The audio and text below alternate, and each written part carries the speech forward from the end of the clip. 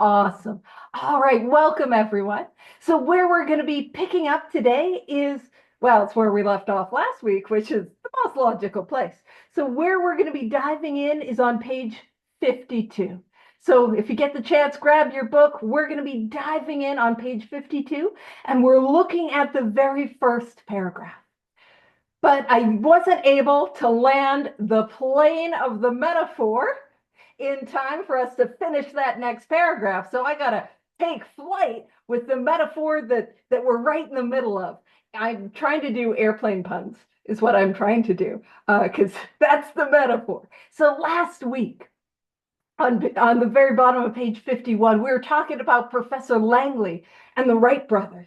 Not last week, the week before last, because Gary kicked butt with his Bobby B presentation, because I was on a plane. Flight, metaphors, it works. But man, we're in step 2. We're in the chapter We Agnostics, and it's like, why the heck are we talking about this Professor Langley guy? What the frick do the Wright brothers have to do with my alcoholism or my drug addiction, or whatever brings you to this all-inclusive study? What does that have to do with anything?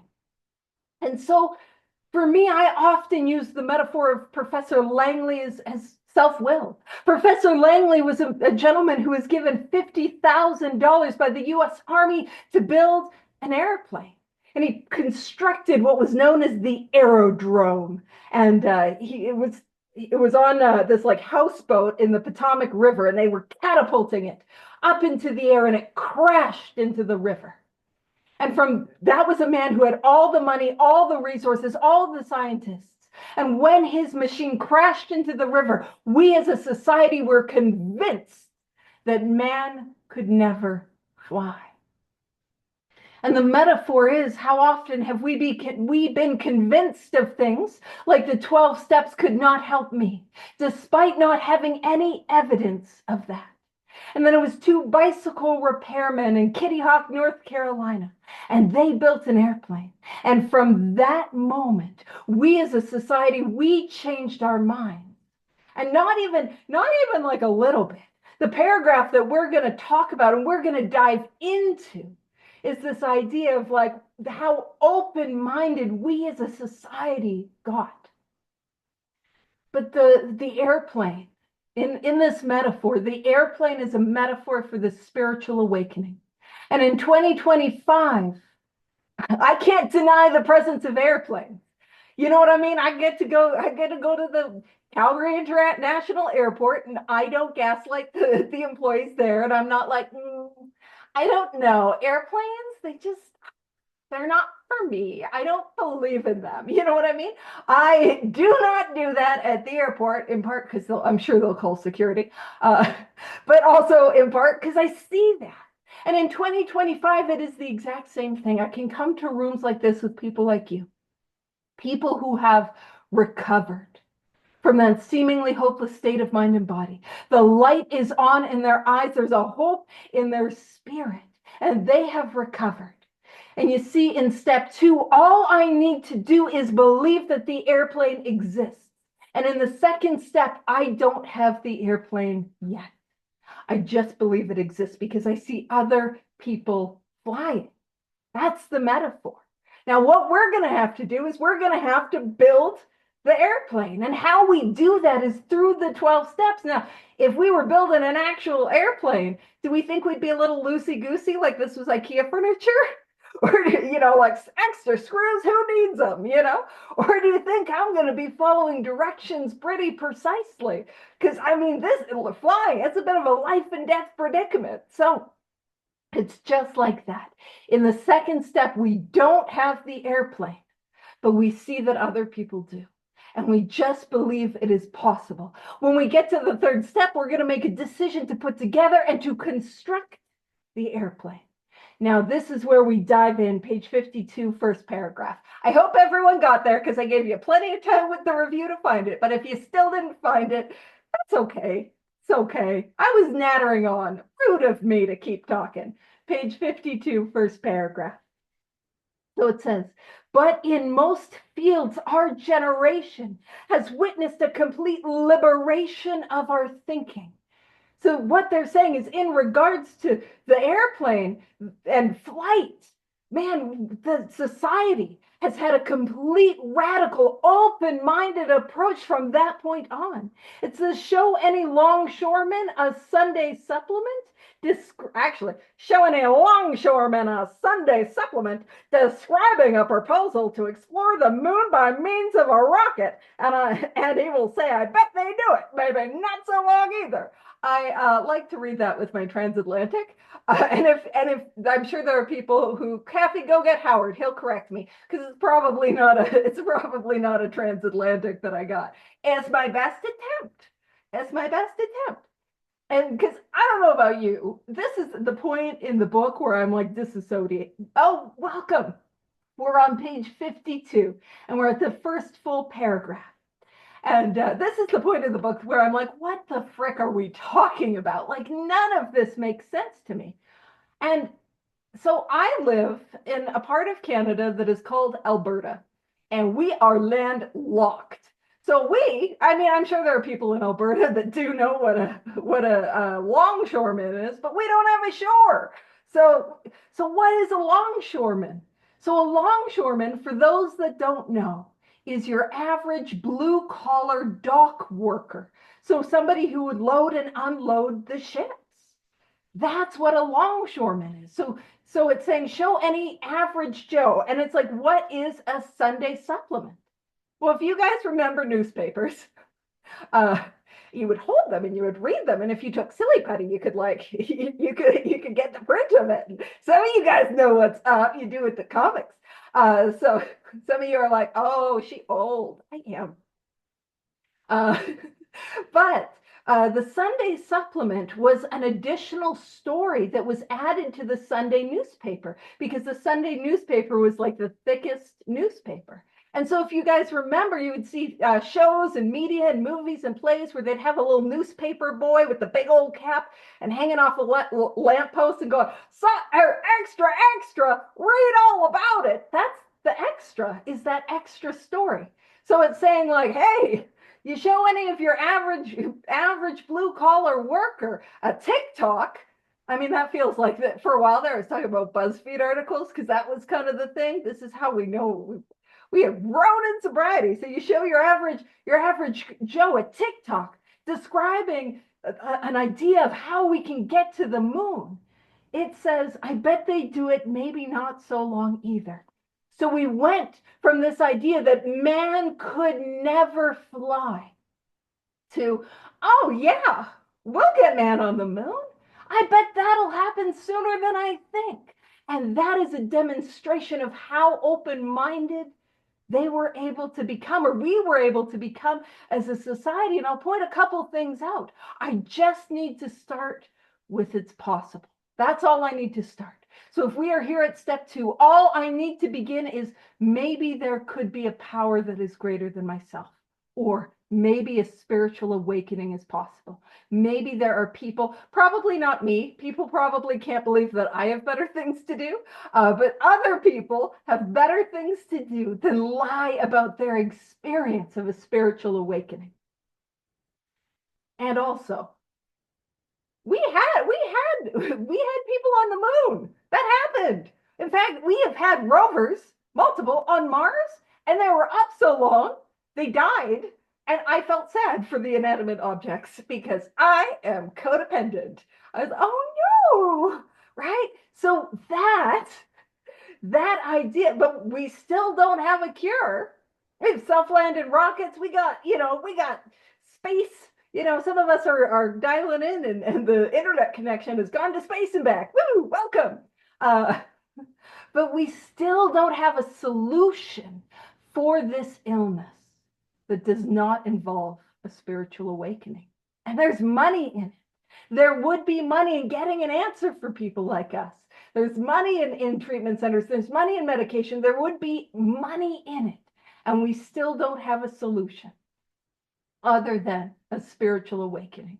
And how we get that is these 12 steps. So it says, is not our age characterized by the ease with which we discard old ideas for new, by the complete readiness with which we throw away the theory or gadget which does not work for something new which does. So is not our society based on this? Man, it's old, it's not working, let's get rid of it. And could I do that with my old ideas? And if I'm here today and I have not had this spiritual experience, if I'm here today and I am struggling and I'm relapsing and I'm not able to stay sober, or I'm here today and we're going to talk in a little bit about the bedevilments, and I am filled up with the bondage of self. I am miserable. I am unhappy. I am anxious. I am suicidal. And if that is how I feel, is it possible I could throw away my old ideas of there couldn't be a power, or this power couldn't help me, or the steps couldn't work for me? Could I throw those ideas out and try maybe this thing could work? A new idea. And I mean, I'll just throw it out there. It's probably cheaper than getting a new iPhone. Just possibly. And I don't know. I feel like I don't have an iPhone, Android, because I am cheap. But I feel like you get a couple more cameras. That's all. So better lens, and by better lens, what I mean is a new pair of glasses, spiritual perspective. I am so sorry. Some of you did not expect me to make a Chuck Chamberlain reference. He wrote a book called The New Pair of Glasses, right in the middle of me talking about iPhones. You know how I really try to make the book, like, not just come alive, but make sense. Sometimes I just think I make it worse. It's like, oh, iPhones, just right in the middle of it, you know? All righty. So let's get rid of the things that do not work. I don't need to hoard on to my old ideas. I can toss them out for something new which does. And what we cannot argue with is that these 12 steps work. A spiritual awakening works. It works. So let's grab a hold of what does. Because I can only be held back by my unwillingness to take this course of action. And it is my ideas that hold me back.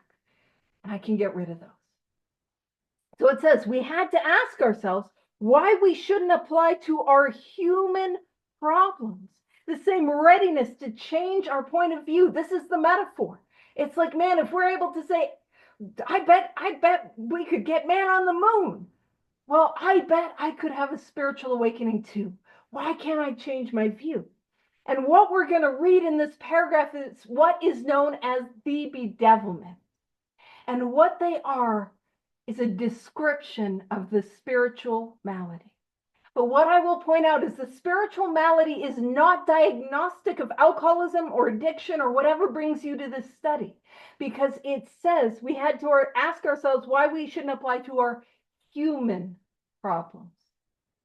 The spiritual malady is not limited to alcoholics, is not limited to addicts. It is for so many people. I'm sure there's a couple people that are not spiritually sick. I think Walt Whitman was one of them. He seemed like a happy fella. Maybe we know some non-spiritually sick people, but we all know some people who are absolutely riddled with the spiritual malady and are not alcoholics. And if you're like, wait a minute, I promise you, you'll find them in traffic. Spend some time at a green light. Just stop at a green light for a little too long. You'll hear them, you know. Go check out your HOA or your PTA. You will find some spiritually sick people. So this is a description, but I don't like to describe it as simply the human condition. This is a description of what it is like to live in the spiritual malady. Another way to say that is this is a description of what it is to live like with a conscious sense of separateness from God, higher power, creator, spirit of the universe, a conscious sense of separation. That is what we're talking about.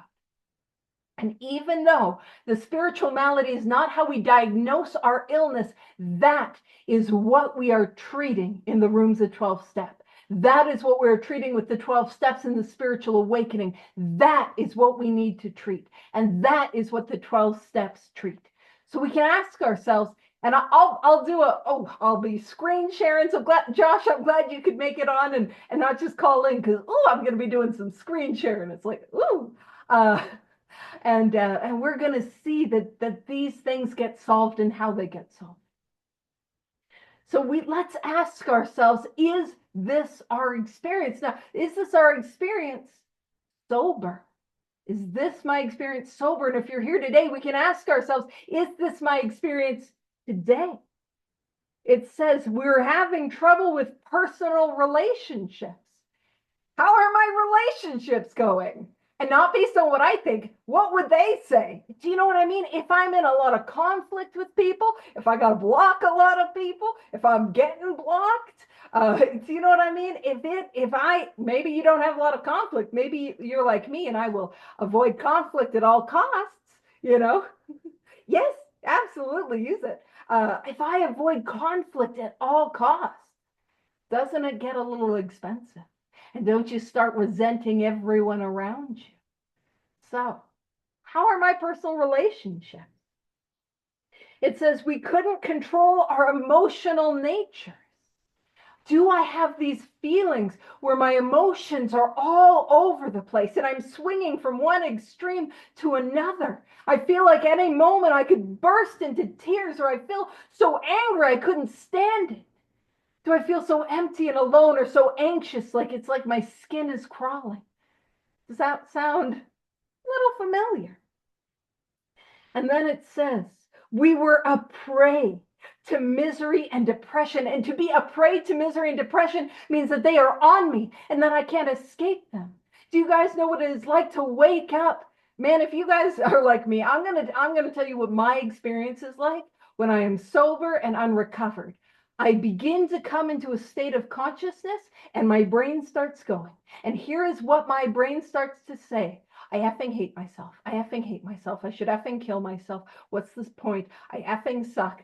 I suck. I hate myself. I should kill myself. Boom, boom, boom, boom, boom. And again, and again, and again. And that is how my thinking, by the way, I didn't know I had a thought life when I got here. It was on me. You know what I mean? That depression so bad I don't want to get out of bed. That anxiety where it feels like somebody's stabbing my shoulder blades. You guys know what I'm talking about? It is on me and I can't shake it and I can't get it off. But it's all I've ever known. But I know that, man, nothing's right. And it goes on to say, we couldn't make a living. Now, I'm going to point out we couldn't make a living because if you're like me, you're looking for all the ways. This doesn't apply to me. I don't relate to any of this. I don't want to do your inventory. No, thank you. But when we talk about we couldn't make a living, are we unemployed? Are we underemployed? How is work going? Are we like constantly getting warnings or on the hot seat? We're living in, or do we have that thing where we wake up and we dread going to work every single day? Are we spending more than we're bringing in? Are we constantly trying to fill that emptiness and loneliness in my soul with things that I'm trying to Amazon? Am I trying to Amazon away my pain? Or am I trying to get a sense of value and worth? If I could just get that promotion, then maybe I'll be enough. Can make a living. Does that sound a little familiar? We had a feeling of uselessness. And that's how I felt my entire life. It says we were full of fear. How does that sound? Does that sound familiar? It says we were unhappy. We couldn't seem to be of real help to other people. And that was my experience. I wanted to be of real help to the people in my life. I wanted to be of real help. I genuinely wanted to be useful. And I just couldn't do it. And I was miserable and I was unhappy. Does this sound familiar? And it says, was not a basic solution to these bedevilments more important than whether or not we should see newsreels of lunar flight? It's great if I've worked with sponsees who love space and are really into like space and the James Webb telescope and all of that stuff. But on a more personal level, is it more important that I don't want to kill myself every day? And wouldn't a solution to that have a greater impact on my life than whether or not I see an accurate picture of Uranus? I said it like an adult. Did you catch it? I said Uranus like I was an adult when I wanted to say Uranus and make that joke. But I stopped myself. Thank you. I am an adult legally and technically. I'm very mature. Thank you. But isn't that more important? Finding an answer to the way that I feel in the here and now than whether or not there's a new iPhone that does something a little bit faster. And so that I want to be very clear, because a lot of times we come to the rooms of 12 step and I think, no, I got to do this. I got to sort this out. The bedevilments are what the 12 steps in the spiritual awakening are going to treat. And when those are treated with the spiritual awakening, the mental obsession is gone. And when I do not have the obsession of the mind, that thought that I have when I am sober that tells me this time will be different, nobody will ever know. I can go back to that first drink. That when I don't have that, I don't pick up. And if I don't pick up, I don't get high. I don't get drunk. I don't set off the physical allergy. And so that is how this works. I can't just not pick it. I can't just not take the first one, because the obsession of the mind means that I will take the first one. And there's nothing I can put between me and the first one, nothing but a spiritual experience. But if I'm here today and I don't want to continue to relapse, and I'm here today and I do not want to feel the way that I'm feeling, the solution is the spiritual awakening, and how I get it is the 12 steps. And if you're like, girl, I don't know if I believe you, that's fair. That's fair. We don't have to take my word for it. What I will show you, I'll do this one because it's a little more applicable. Hold on, I'll make it bigger, and hopefully I'm out of the way. These are how the bedevilments line up with the 9th step promises. I'll point out they are the 9th step promises, not the promises. We got promises all over this book. But when it talks about we're having trouble with personal relationships, in the 9th step promises, it says we will lose interest in selfish things and gain interest in our fellows. Self-seeking will slip away. Man, if I'm not a selfish, self-centered, inconsiderate jerk, I'm going to have better relationships. I promise you that. And I want to point something out. When do the 9th step promises happen? Halfway through, I am done making my amends. So if I don't want to feel this way, the course of action that I have to do is I have to get to amends, and I have to be diligent and fearless and thorough in making my amends. And this is the result. This is what it looks like to begin to enter that 4th dimension, the world of the spirit. This is the solution, and how we get it is we got to take the steps. So it says we couldn't control our emotional nature. Well, in the 9th step promises, it says we will comprehend the word serenity, and we will not know peace. And I don't mean, and it does not mean like we will be able to give you a Webster's dictionary definition. We're talking about the ineffable experience of serenity coming over me. The peace that I feel within myself that I didn't know was a thing. Do you know what I mean? It's not knowing it here. It's knowing it here in my heart. It says we're a prey to misery and depression. When the 9th step promises our whole outlook and attitude upon life will change. We will see life and the world in a completely different way. No longer a prey to misery and no longer a prey to depression. We couldn't make a living. Well, fear of people and of economic insecurity will leave us. Doesn't necessarily mean economic insecurity will leave us, but the fear of. And it makes sense because as I go out and make my amends, that fear would begin to dissipate. Now, in the bedevilments, we had a feeling of uselessness. And in step 9, that feeling of uselessness and self-pity will disappear. In the bedevilments, we were full of fear. Well, in the 9th step promises, actively making our amends, we will intuitively know how to handle situations which used to baffle us. The things that were so terrifying, man, we know what to do. It says we were unhappy. Well, in the 9th step promises, we are going to know a new freedom and a new happiness. New. One that I have not experienced before. Man, that is what is on offer. We couldn't seem to be of real help to other people. And it says we will not regret the past nor wish to shut the door on it. And also, no matter how far down the scale we have gone, we will see how our experience can benefit others.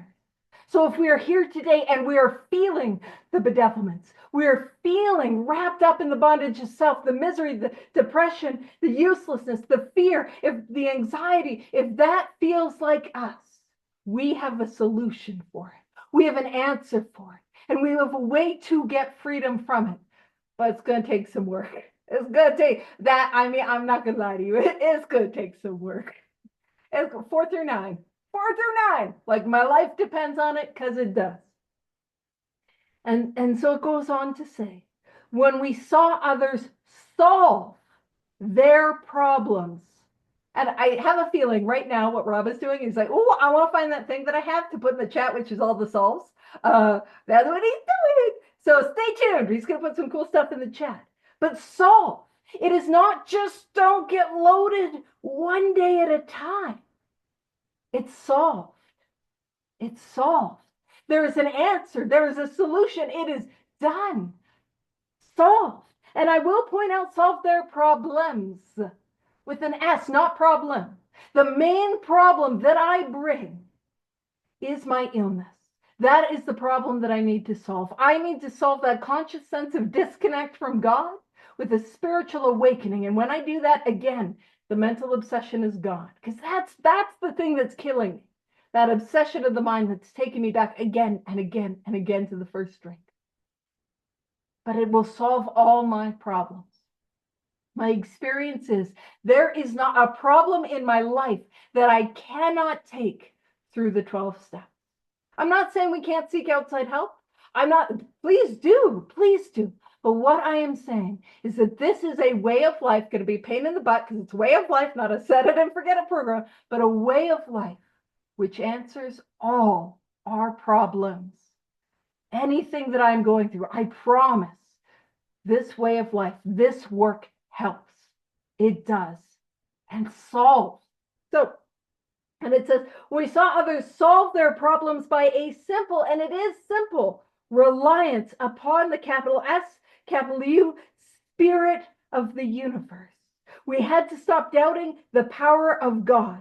Our ideas did not work, but the God idea did. And I want to be very clear, because a lot of times what we're talking about in the chapter, we agnostics, I used this word just before, but I didn't define it. We are trying to describe something that is ineffable. And ineffable is a word that means to be experienced, to be understood. So you'll notice in the chapter, we agnostics, we're using a lot of metaphors. We're doing a lot of comparisons. We're talking a whole lot about the spiritual jujitsu that happens, right? And it's like, why aren't we using plain language? Well, the reason is it is very difficult to describe something that needs to be experienced. And for example, I would encourage you to try to describe the scent of a rose to somebody who has never smelled it. Or actually, we got some people that are parents. You know the smell of a newborn baby's head? Describe that to somebody who has never experienced it. You have to use metaphor and simile and comparison. And that's what's happening here. And so when we talk of a simple reliance upon the Spirit of the universe, a lot of times it's like, but how do I have that? What does a simple reliance upon the capital S, capital U, Spirit of the universe looks like? And I will make it as clear as it is, because it is simple. It is these 12 steps as a way of life. That is how we have a simple reliance upon the Spirit of the universe. And if I use the word God, part of the reason I use the word God is it is one syllable. And you guys know me, I go on too many tangents to say Spirit of the universe 50 times. But if you do not like the word God, that's more than okay. When I use that word, I mean the conception of a power greater than yourself that you are the most open to. You see, the word God is simply a placeholder. It's not a name. It's a title. It's a title, not a name. Bear with me with that, because some of y'all know what it's like to make gods in your life out of him, out of her, out of the relationship, out of the, you know what I mean? Out of the success, out of the money, out of the, validation, right? And I will make that thing God, so it's a title. We can use whatever word we want.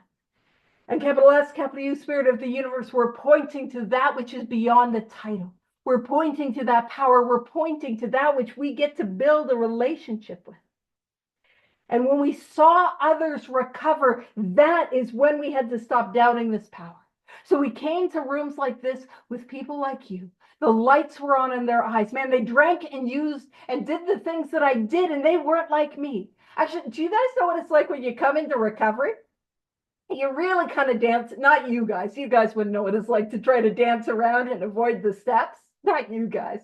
But you know when there's somebody who comes in after you and then they go hard at the steps, and it's like you can watch them like outrunning you and outpacing you, and you can watch them get well in front of you, and you're like, stupid jerk, all happy and joyous and free. Do you know what I mean? I'm sure you guys don't relate to that. But that happens. And so when we see that this works, we cannot doubt the power of God. And again, it is a reminder for those of us who have recovered that we need to be a demonstration of this power to those who might not know that there is a way out. That doesn't look like faking it. That doesn't look like just pretending everything's okay. What that means is working these steps as a way of life, like my life depends on it, because it does. And when I do that, that joy, that happiness, that freedom, man, it pervades. People can tell. People will be like, girl, you got, well, they might not say girl if you're not, or I call it, I'm like, girl, with everyone, but it'll be like, girl, you got some good energy. People want, there's something intangible. And it says our ideas did not work, but the God idea did. And to make it very simple, my ideas about what God is or isn't and could or could not do kept me stuck, kept me miserable and in the bedevilments at best. At best is suicidal for me, or at worst, continuing to relapse. My ideas, my conceptions did not work. But the idea that there could be a power greater than myself, that works. And we cannot deny that because there are people who have recovered. So why don't we do what they have done? And it says the Wright brothers' almost childish faith that they could build a machine which would fly was the mainspring of their accomplishment. Without that, nothing could have happened. And so the Wright brothers, they built the first ever airplane. And what they were saying is they were men of faith. What is the difference between me and the Wright brothers? In terms of in the metaphor, because there's a lot. I don't have an affinity for bicycles. But what in the metaphor, what the difference is that they did not have an example of the airplane, but they had faith that one could exist. The hoop that we have to jump through is far wider than we think it is, because we see example of the airplane, of people who have recovered and gotten well. And so the Wright brothers, for them to build the airplane, they needed faith that it could be done and faith that it could be possible. But one of the themes that we see throughout this book is that faith without works is dead. And that airplane would not have been built if they did not take the action to build it. So I can have all the belief and faith in God that I want, or 12 steps, or whatever fellowship I'm a part of, or my sponsor, or whatever. But if I do not take the actions of the steps, I will relapse. That is what faith without works is dead means. I can have belief and faith, but if I do not take the actions of the steps, I will relapse. So the mainspring of their accomplishment was faith. Without that, nothing could have happened. We agnostics and atheists were sticking to the idea that self-sufficiency would solve our problems. No, I can do it. I can do it on my own. I don't need God. I don't need steps. When others showed us, they didn't tell us. They demonstrated, they showed us that God's sufficiency worked with them, that this power works. It says we began to feel like those who insisted the Wrights would never fly. No, there's no power. Oh man, that guy, he seems really happy and he was miserable when he got here. You know, we're insisting there could not be an airplane and people are flying around. And it's like, man, okay, maybe I should change my mind. And it says logic. And this is when we're diving into some more spiritual jujitsu, or spiritual judo, as I like to call it. So it says logic is great stuff. We liked it. We still like it. So what is the argument? Because we'll come and we'll be like, higher power, God, spirituality? Oh, that's not logical. I'm a person of logic.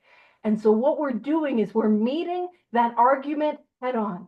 Logic is good stuff. We're not saying get rid of logic. We liked it. We still like it. We still use logic. It is not by chance that we were given the power to reason, to examine the evidence of our senses, and to draw conclusions. So that's what formulates a lot of the basic levels of logic, is to be able to witness something happen based on our senses and to come up with a conclusion. It says that is one of man's magnificent attributes. We're not asking you to have blind faith. We're asking you to apply logic to this particular idea of whether or not there could be a power. It says, we agnostically inclined would not feel satisfied with a proposal which does not lend itself to reasonable approach and interpretation. So we're saying those of us who have been, and keep in mind, it was half of the first 100 members. Half of them struggled with the idea of a power greater than themselves. This isn't a new struggle. So half of the original people, and probably just as many in 2025, would not feel open to an approach that was just whimsical. This is not whimsical. I mean, it can be. I do quite enjoy whimsy, but you don't have to. What we're trying to say is that this is logical, and it leads itself to a reasonable approach and a reasonable interpretation of the facts. It says, hence we are at pains, like we are begging, we are hurting. We just want to tell you why we think our present faith is reasonable, why we think it more sane and logical to believe than not to believe, why we say our former thinking was soft and mushy when we threw up our hands in doubt and said, we don't know. And so what are we talking about there? So what we're talking about is we have evidence that people can recover. We have evidence that lives of misery, of uselessness, of pain and suffering can be radically transformed. And we know that not from reading a book. We know that from our personal experience, that lives can be transformed and lives can be changed and are changed. And I am sitting here miserable, living in the bedevilments and wanting to argue about God. And what seems more rational? What seems more reasonable? To go ahead with the course of action that allowed other people to be happy, to be joyous, to be free, to be useful, to not spend all their money on Amazon? Spiritual progress rather than spiritual perfection. If you're like, girl, don't call me out like this. Or to sit like I was sitting in the rooms of 12 Step, utterly suicidal, utterly miserable, filled with venom and poison and not wanting to make it through another day. What is more sane and logical? Why don't I try the thing that seems to work in the people that do it? And the people that do it. It doesn't work in the people that don't do it. And maybe this is judgmental, but when people are like, yeah, I don't write inventory. I don't think I need to make all those, you know what I mean? They'll share like that. Like, I don't pray. I don't meditate. And I don't say this, but I think this. And then I write inventory on it because it's a little judgmental. I'll cop to that. Where it's like, yes, we can tell. We can tell you don't do it. We can tell. Like, well, girl, it's apparent, Yeah. So that's when it's saying like our former thinking was soft and mushy. It's not, it doesn't make sense. I'm dying and I'm miserable and I'm unhappy and I'm losing the things that I love and I'm doing it stone cold sober. Why don't I try something that works? And now here's where we get to this next paragraph. If you're writing in your book, no pressure, but I have it on good authority. That's what the cool kids do. I'm just kidding. You're all cool kids. But if you're writing in your book, you can make a little note that this is going to be step 2, part 2. It says, when we became alcoholics, crushed by a self-imposed crisis we could not postpone or evade. Rude. You didn't have to call me out so hardly on that self-imposed crisis. Self-imposed mean I caused it. Rude. Rude. And then postpone or evade. I couldn't put it off anymore. We're at a crisis point, and I couldn't evade it. I couldn't avoid it. We had to fearlessly face the proposition that God is everything or else he is nothing. God either is or he isn't. What was our choice to be? And it's like, girl, I just agreed that maybe there could be a power greater than myself. And now what you're going to do is you're going to throw this heavy theology at me? What? Don't you worry. What we're going to do is we're going to reconcile it. So this is step 2. Step 2, as it's written on the wall or on page 59, says, came to believe that a power greater than ourselves could restore us to sanity.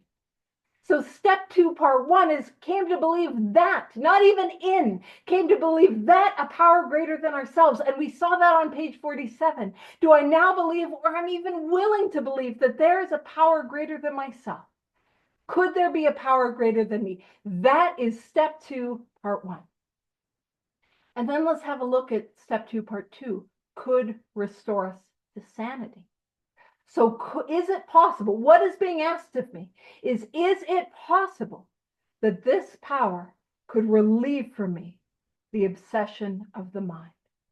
And if you're new here today, or you're like, I don't know what the obsession of the mind is. The obsession of the mind is a thought that I have when I am as sober as I am today that takes me back again and again and again to the first drink or the first drug or the first compulsive action that brings you to this study. It's a little thought in my mind that looks like this time will be different. Nobody will ever know. I'll just go out for 3 drinks. My problem was drinking, but I can smoke crack like a lady. Some of y'all know, pinkies up. It looks like I'm going to kill myself anyway, so why don't I get loaded? Those thoughts that take me back again and again and again to that first whatever it is that brings you to this study. So is it possible that this power is more powerful than my mental obsession?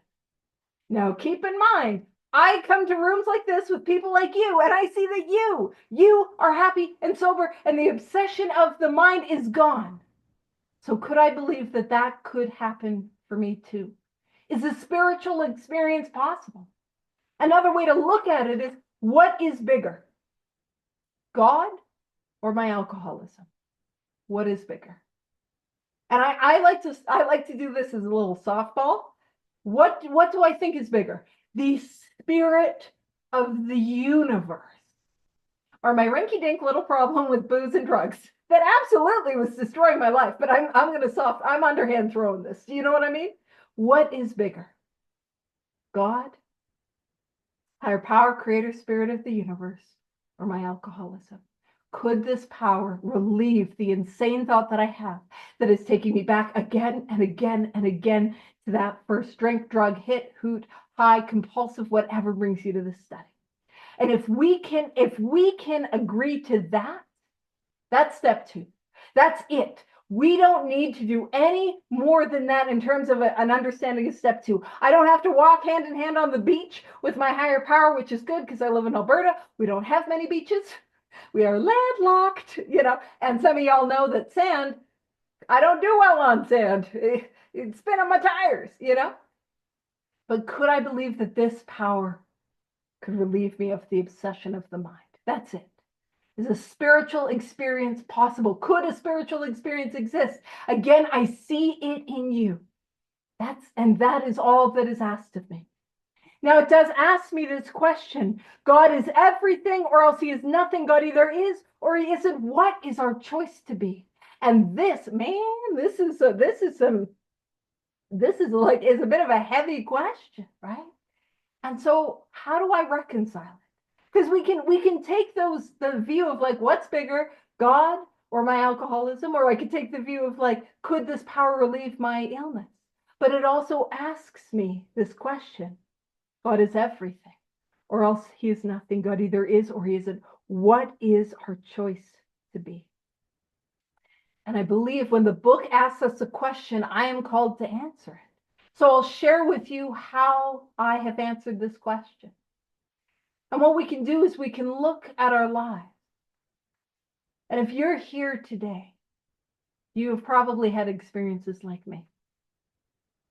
Are you here today, alive and sober, based solely on seconds and inches? It is only by seconds and inches you are alive. It is only by seconds and inches you are here today sober.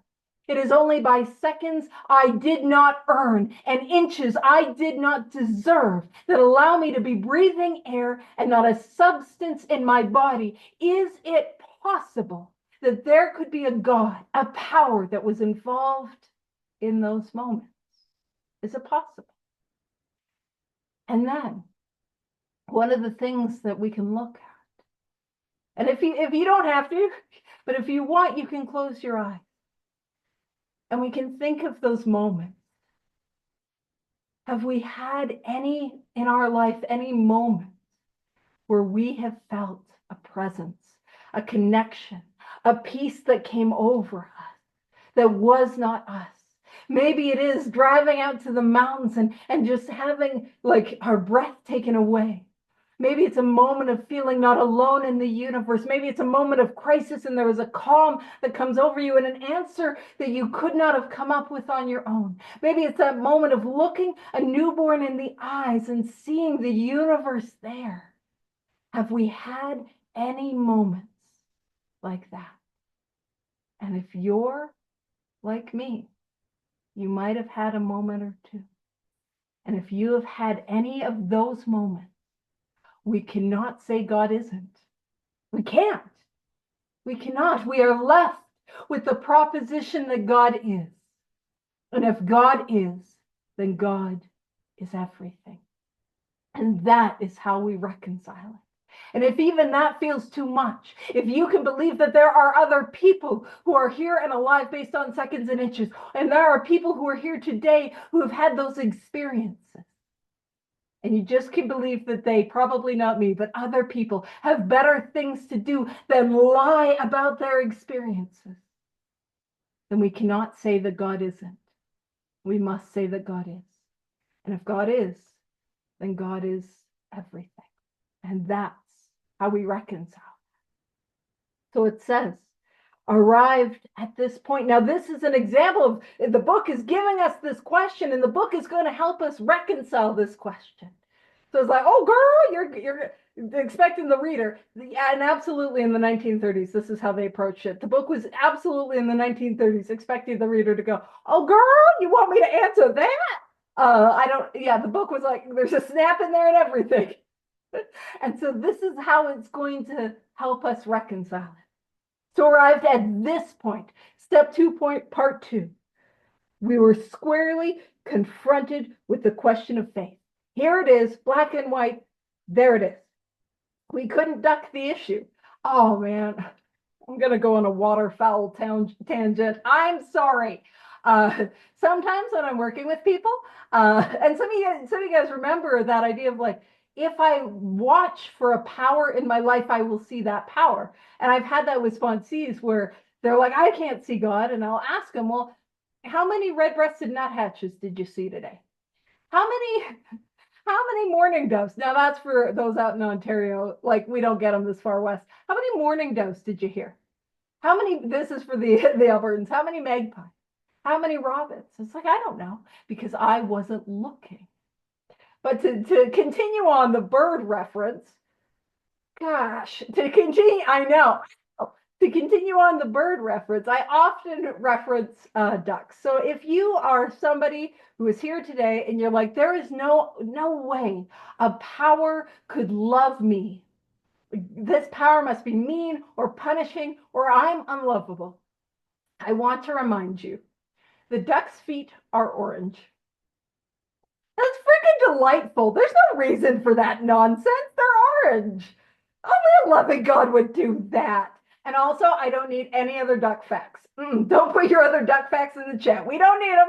We don't need them. That's the only duck fact. So there's times I'll send to sponsees a little picture of like duck's feet. And I'll just gentle reminder as like gentle reminder, God loves you. So duck's feet are orange. Uh, so we couldn't duck the issue. Yeah, ducks and drunks wobble. It's only ducks and drunks. Penguins will have a wobble too. Also delightful. So it says we couldn't duck the issue. Some of us had already walked over the capital B, capital R, bridge of reason towards the desired shore of faith. And so what we're using is reason. We see reason is capitalized because we're pointing to reason as being a power greater than ourselves. Reason, I rely on reason and logic. That is a God. So we were using reason and logic to bring us to this point of God is everything or else God is nothing. Towards, and that's what we're aiming for, towards this faith. But beyond that faith is experience. I just want to let you know what's beyond it. We don't stop at faith, we go to experience. The outline and the promise of the capital N, capital L, new land. This is a place that I have never been before. It's brand new. Brought luster to tired eyes and courage to flagging spirits. Oh man, I have a minute left and I have another another stupid bird reference, and I gotta finish the paragraph. So what it's saying is like, imagine being a sailor that is lost at sea, and you start to see the horizon of new land. That's what it's saying. And I'll tell you the story of the albatross. And it is in reference to, I believe it's a novella. Maybe it's just a story or not. I don't know. It's a novel. I think it's a novel. Anyway, it's called The Rime of the Ancient Mariner. And it's the story of these men at sea. And there was an albatross. And an albatross is a seabird. Like they can go for miles and miles, kilometers and kilometers, for those of you that don't use the US system, and without landing. And they are often a sign of hope for those at sea, because it's a sign that land could be nearby. And in the Rime of the Ancient Mariner, I guess one of the characters killed the albatross. And as a sign of shame, he had to wear the dead bird around his neck. And what followed killing the albatross was a series of bad luck. But when I come to the rooms of 12th step, the worst things that I've ever done, the guilt, the shame, my alcoholism, my addiction, that is like an albatross around my neck.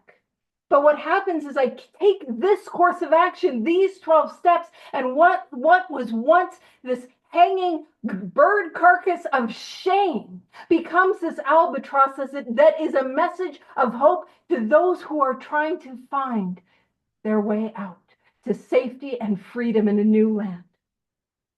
And it says, friendly hands stretched out and welcome those of us who are saying, come, we promise, it's okay, you can do it. We were grateful that capital R, reason, had brought us so far, but somehow we couldn't quite step ashore. So it's talking about we don't know if we can make that last leap of faith with God is everything or else God is nothing. With that, maybe there could be a power greater than ourselves that could restore us to sanity. It says perhaps we were leaning too heavily on reason that last mile and didn't like to lose our support. Again, capital R, making that God. And that last mile could be a reference to that last mile as in to the execution chambers. You know what I mean? That led to the gallows, that last mile. And because that's where I'm walking, that last mile, I am going towards a very unpleasant death. But I want to hold on to my old ideas. And it's like maybe we're holding on to that and not willing to lose our support. And the book is then going to meet us where we're at, and it's going to help us take that leap of faith from bridge to shore. But I am a minute over, and I like to try to end on time. So I will wrap it up there and stop the recording, and we can wrap it up with the Serenity Prayer.